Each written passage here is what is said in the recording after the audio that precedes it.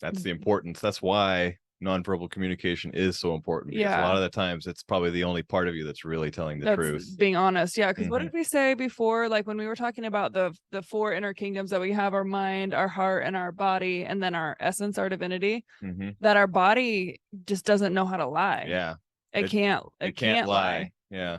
It doesn't lie. Yeah. And our mind parts especially can get really frustrated about that, because our mind parts they have no problem. Like that's a skill that lies are created. In the mind. Yeah. And our mind can get so frustrated by the honesty of our body. Yeah. Yeah.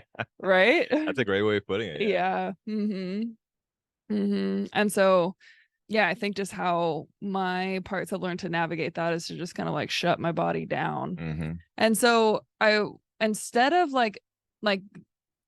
beating myself up for shutting down or like going dorsal, if we want to talk about it in terms of polyvagal theory, we do. I mean, I do.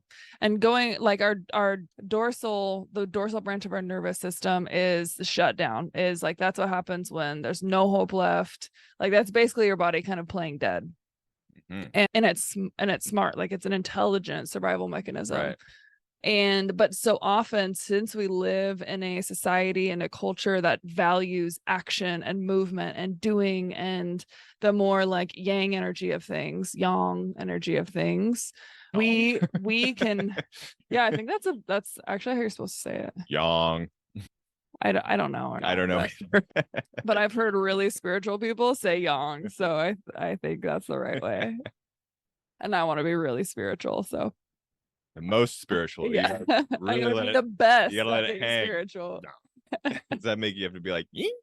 Anyway, sorry to interrupt. Yeah, I think you should say it like that from now on. We're gonna talk about yang. Since we live in a culture that like does shame people for being lazies or for like shutting down, for not having super high energy, my parts have adopted that relationship to myself. So my parts, like especially my mind parts, can really shit on my other parts if they are shutting down or if they're feeling overwhelmed to like get into action right away or to, do something. And I didn't do that as much this time. I did it a little bit because I also kind of set an intention to do more when I was here, like to just kind of move through the tension instead of shutting down in it. But also I was really, really kind to the parts of me that went into dorsal. Like whenever we're shutting down, whether it's emotionally or physically, like when we do that, it's because there's parts that are losing hope. And so like the first thing that we've got to do is love them and have compassion for them. And like they're losing hope that like things are safe or things are going to be safe. And so like the first thing we have to do, instead of like trying to override that, at least with my parts, instead of trying to override that, to actually like bring some tenderness and some safety to them. And once those parts feel safe, then they don't have to shut down anymore. Excellent. So there's my tangent. Yeah. Well, I think that was a great tangent because we've gone through in a very short amount of time a big life change. Yeah. And all the crazies that come with that, because I think the one thing I'll add to that is, we've been planning and preparing for this for probably about three or 4 months. Yeah. Yeah. Yeah. 3 months. A little less. And the plan can be flawless until the moment you got to do it. Yeah. That's one of my favorite sayings is a plan is perfect until the second it starts.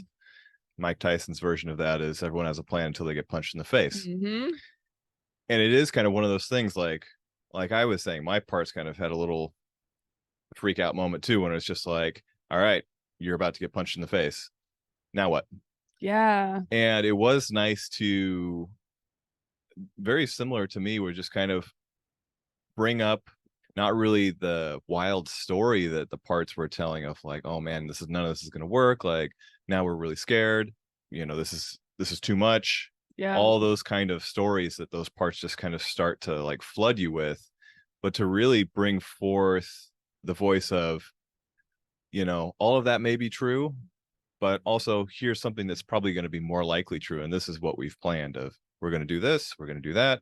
And this is what we're looking forward to.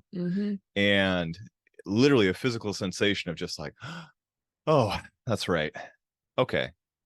Here we go. Arts work, people. It's so fucking practical.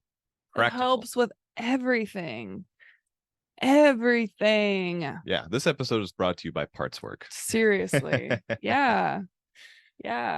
So now back to, is there any last little thing you want to say about our transition here? Or no, I mean, we might sprinkle some more things throughout. We'll sprinkle it in there. There's a lot that I could say about it, but I don't know if I'm prepared to say something about it.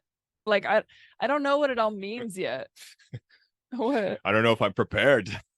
Yeah, like I don't know like how to even talk about it. It feels like it's still, the moral of it all is still like really still like forming. So all I can do is just continue to flow with it.